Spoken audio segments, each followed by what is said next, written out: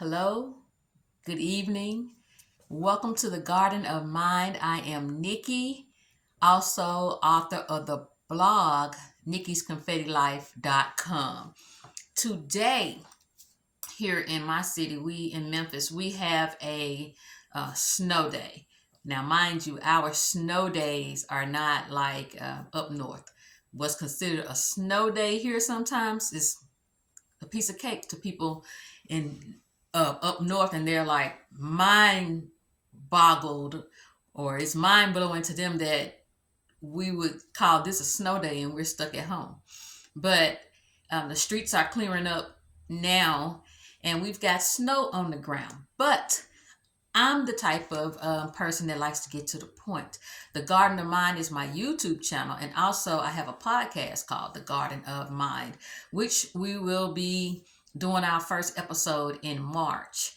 So, the title of this is When Boundaries Don't Feel Good, or the consequences that you give for boundaries don't feel good, and why, and maybe what is it that you can do about that.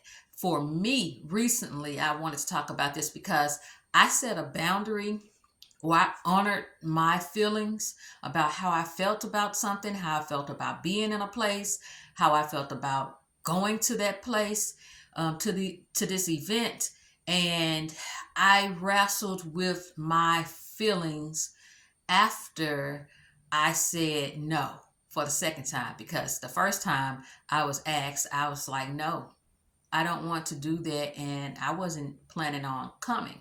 But then the individual sort of played their role and got other people involved, and then I started to feel bad about saying no. And how could you do that? How could you say that? I can't believe it. Oh, I'm going to cry. Those kind of things. Manipulation tactics. Those are manipulating tactics, that can get you to change your mind, because especially if you're a person that feels for people, you're an empath, or you have this connection with this person and you want to please them, you want to do what they want you to do so that they would be happy. And a lot of the times when you're doing what you're doing for other people, you have to ask yourself, does it make you happy? Does it give you peace? And sometimes it doesn't, but you do it anyway because you want to make that other person happy. But to what extent? If it's sacrificing your peace. And also, sometimes people do things for other people. We call it people pleasing. They do things for other people because it does make them feel good. But you can even be obsessive about that. You can do it so much because you get that feeling. And you need to, try to figure out, why do I get that feeling? And how can I get that feeling? By investing in my own self and in my own life. But that's not the topic of this, and I want to stay on topic. So, I got some notes so that I can stay on topic.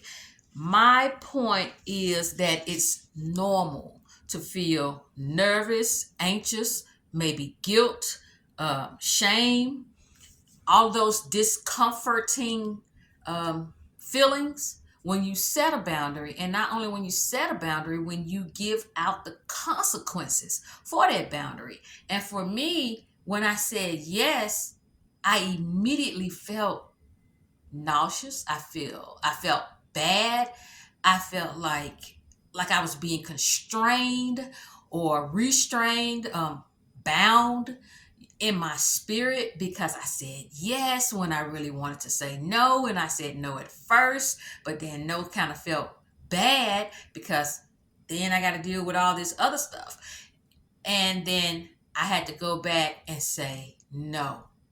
I said no the first time. I meant no, because I had to prioritize my emotions and my feelings and my mental state.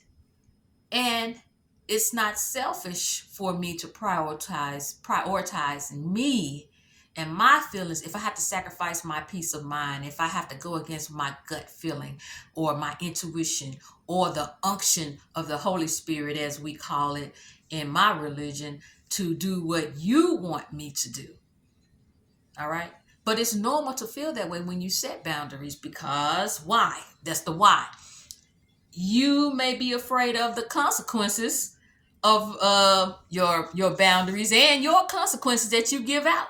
You may be afraid because you may feel like the person may be upset with you. Guess what? It's going to happen. Telling somebody no, it's going to happen. It's like children. Even if you get told no, sometimes your reactions, make the other person upset or questioning. Well, I know if I cry, they'll give it to me anyway. I know if I get mad with them, they'll eventually give in. These are the same things that other people are thinking. Sometimes if you wear a person down, then you'll get what you want. And that is selfish, on your part and on their part as well. But when you're giving out these boundaries and consequences, these are some of the reasons why. Maybe since you spoke up for yourself, you won't get the promotion now, or you will be seen as a troublemaker. I remember on my job, known for being the troublemaker. As a matter of fact, security would get on the, on their intercoms or on their walkie-talkies when I would pull up on the job and say, "Here come trouble. We got trouble coming in, and this door, blah, blah, blah, blah." It was a joke among them because they heard how, I would, I guess, in a way, not put up with a lot of stuff, to say it, and a lot of nonsense, to be honest with you. A lot of things that we accept as okay are not okay. And some of the things that are nonsense that we deal with just because we're in a place, on a job, in a situation we expect to be, hassled by this nonsense. I was not going. So maybe now you're going to be labeled as the troublemaker when you really are the peacemaker. Friends and family will call you and ask you, "Why did you do that? Why did you say that? Don't you think that was too harsh?" Well, maybe they didn't really mean it, and all this kind of stuff. Other people getting involved in your business, and now you got to go back and be like, "Oh, now I got to, go back and apologize for something I'm not really sorry for." I mean, I'm sorry they feel that way. You're sorry they feel that way, and that can even manipulate you to change what you said in the first place. And people, if you're one of these people that does that, don't do that. Don't do that. We're not talking about something that was harsh. We're talking about something that honoring another person's feelings. If it's 3 friends and that other friend and the other friend, and somebody say, "Look, maybe she can put up with your attitude and your nonsense, but I'm not going to do it. Stop talking to me like that. Stop calling me with that nonsense, or I will not be able to associate with you anymore."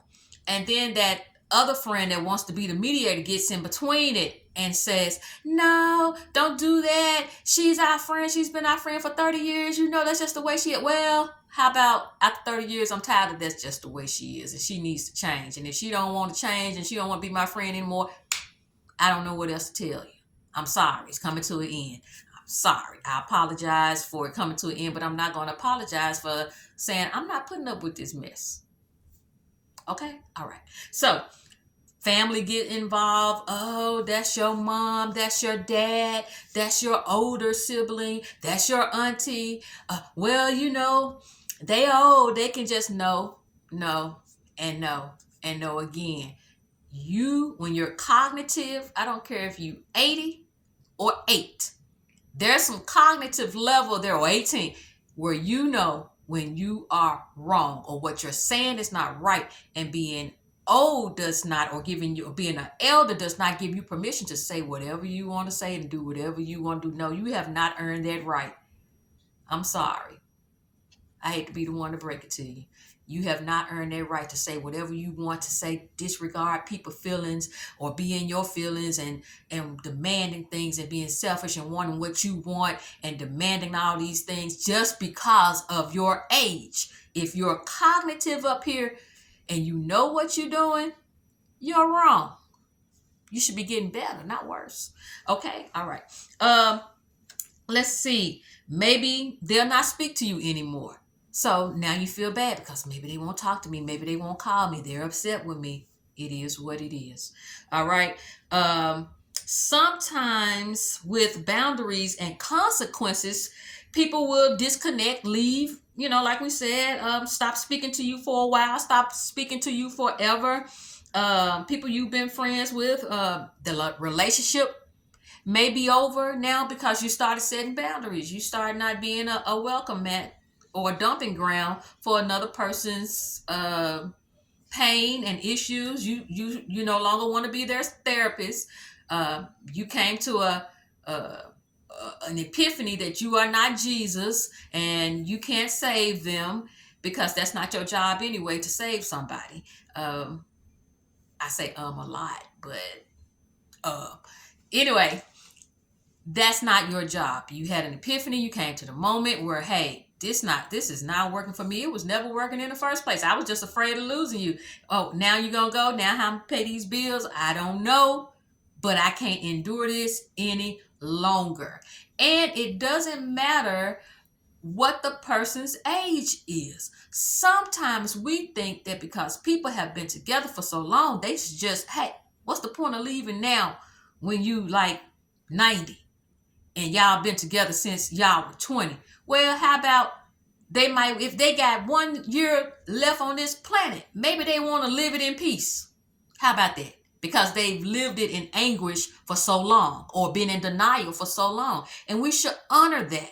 We shouldn't try to twist it and make it be what we want it to be. She's my favorite daughter-in-law. I don't want them to get a divorce. It's not about you. You don't live with those people.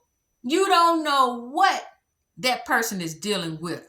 And instead, we should listen and we should honor that. So, sometimes, like I said, those are reasons why it doesn't feel good. And might I add, if they're going to walk away, let them. I know that's hard. If they don't want to speak to you anymore, let them. If they're going to be mad with you for a period of time, and eventually they'll get over it, give them that space, and maybe they'll come back to you with some respect.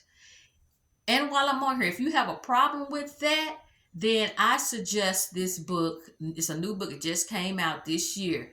The Let Them Theory by Mel Robbins.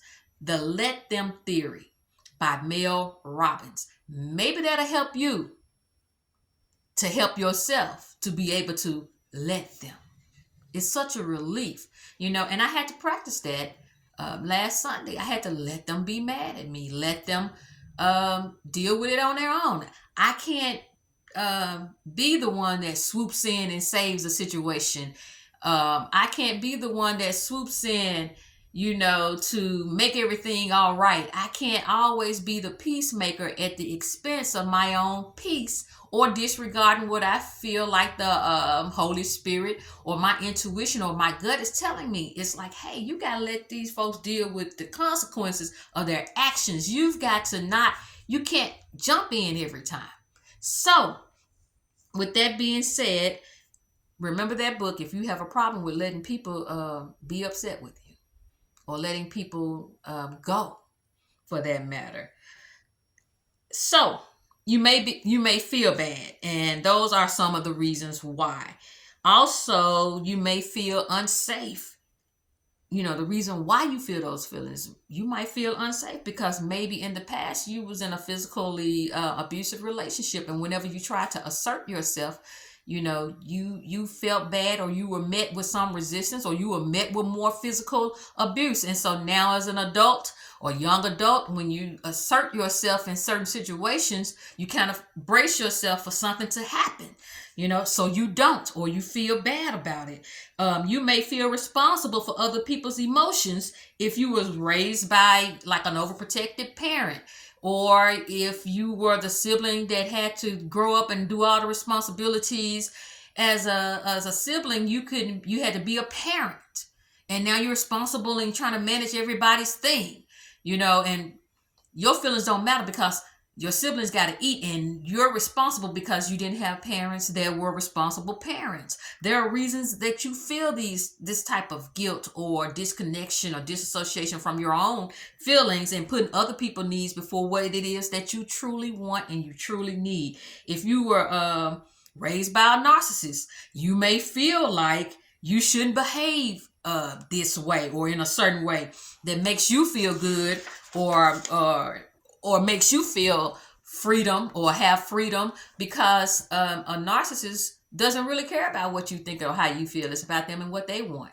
And when you're subjected to that in a relationship or being raised in that type of environment, you tend to put your feelings aside. Even if those feelings are so bad, you put those aside. Okay, so what do you do? Let's wrap this thing up. What do you do? Well, what I had to do was feel it.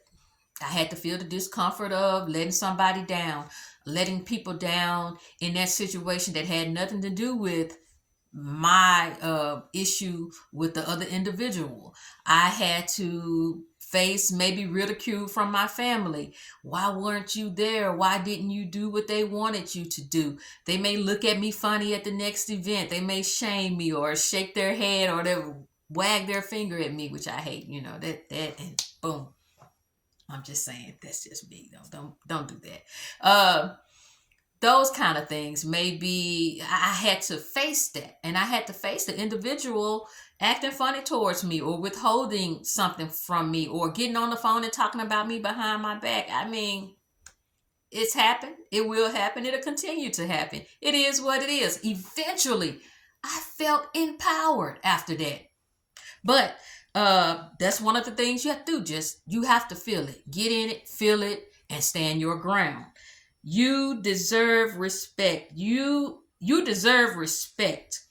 And people need to honor your feelings too. You honor everybody else's feelings. You respect what they want. They need to respect you and honor your feelings. And you don't have to explain why you feel the way you feel. And if they don't understand it, that's their problem. I don't want to be there. I don't want to do that. I don't like this behavior. Well, why?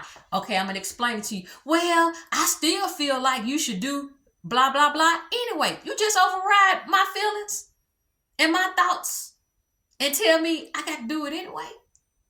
No, it doesn't work like that. And if you're one of those people, stop doing that to people. Stop doing that. Stop telling them it don't matter what you feel. You just got to do what you got to do. You know, do what I got to do. It depends on what it is. And if I have made the decision not to, then let's leave it at that. We're not talking about extenuating circumstances or you doing things or overriding your feelings, because at that point, sometimes your feelings may not matter. I may not feel like getting up and going to speak at this engagement, but I have already said that I was going to be there. So then I have to override how I feel that day if I'm in pain or whatever, because I got to meet my obligation. And I know that after I meet my obligation, it's going to make me feel good about me. But if I have to meet an obligation that I never wanted to do in the first place, I'm probably not going to feel good afterwards, because I'm like, I should have never been there. You know, I should have never did that because I did not want to do that. And now I'm beating myself up and I didn't honor what I felt and what was right. Okay. So, that's one thing that you can do, is to remind yourself that you deserve respect and your feelings do matter. What would you tell a friend? Think about that. If you're a good friend now, if your friend came to you and said, hey, I don't like the way I'm being treated by such and such a person or this and that on the job, would you say, well, girl, please, you got to get that money and you got to make your money and you got bills to pay. So you just got to put up with this, harassment, this sexual harassment. You got to put up with all the nonsense that your boss do because, well, you got kids and you got to pay your bills, so just deal with it like the rest of us. If you're that kind of friend, don't tell yourself that. Go through the proper channels, or tell yourself what you know you should tell yourself about the situation that you are in. Would you want it for your child? Would you want it for your sister? Would you want it for your brother? Would you want it for your parent? I don't think that you would. If you care about these people and if you love these people, if you don't want it for them, you shouldn't accept it either. And that's just the truth. All right, what's next? What can we do about it? Build yourself up. Build up your confidence. Build up your self-esteem. And look, let me tell you, when you do these things and you move through those feelings, your confidence increases. Your self-esteem goes up. Now I feel better because I did that. I stood my ground and I heard what other people had to say, and I got the mistreatment that I thought I was going to get. And guess what? I'm still here. I'm still breathing. And I feel good about it. I feel good about my choice now. So I made it through that. Build yourself up with confidence. You can do affirmations that'll help build you up. Scriptures of your faith or whatever your religion is to help build you up. Knowing how the Creator feels about you. Ain't no way the Creator wants you to be unhappy or being abused or putting aside what the Creator may be telling you to do what somebody else wants you to do. Are you going to listen to them or are you going to listen to the Creator? Okay. God cares about the whole you. Tell yourself that God cares about the whole me. All of me. He created all of me. Why would he not or she care about all of me? Not just my acts, but the Creator cares about, God cares about your mental state, your emotional state, your spiritual and your physical and your soul well-being. All of that, the totality of you. God cares about you. You need to care about you too. All right. I had a couple of years ago, God gave me this thing to do every morning. I was supposed to say, God cares about me. That's it. Not God loves me, God cares about me. And I wondered why he gave that to me. God cares about me. Every morning I had to say it, or before, whenever I thought about it, I say it. And I say it 8 times. I say it 18 times. I say it 7 times. You know, the number that was given to me to say it upon awakening. The first thing I was to do when I opened my eyes was to say, God cares about me. God cares about me. All year long, I kept saying it because there was something in me, honestly, that thought, God don't care about me. So building yourself up with affirmations and scriptures pertaining to your faith. God cares about the whole you, like I just said, and honoring your intuition, honoring your gut feeling, honoring the holy unction within you, whatever you want to call it. Honor that. If it makes you feel bad, if it twists your stomach, or you feel it in your forehead, or you feel that bad feeling in your shoulders, or wherever you feel that unction or that thing that says, don't put up with this, don't deal with this, you don't have to. Honor that. Even if others don't honor it, you honor it. Okay. How about I get past my uncomfortable feelings? Because I did what was right for me, and that's not selfish. No one else has the right to tell you how to feel about what you feel. They don't have the right to override the spirit or your unction or your gut feeling about something. They don't have the right to do that. You need to honor that. I am not responsible for their reactions and their response. They are.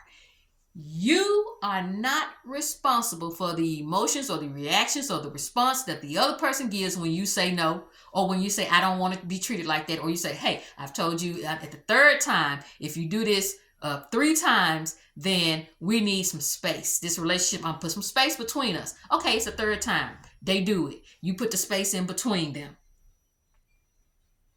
Now they're mad. Now they're crying. Now they're begging. Now they're on the phone. Now they're talking about you. And you're getting phone calls from other people telling them to take them back. Give them another chance. All this kind of stuff. This hoopla, this circus that's been created. And you thinking that's your fault because you said no. And then you gave out the consequences. You know how they say take names and kick butt. I say creating boundaries and handing out consequences. So now you're handing out the consequence. And here they come with all this drama.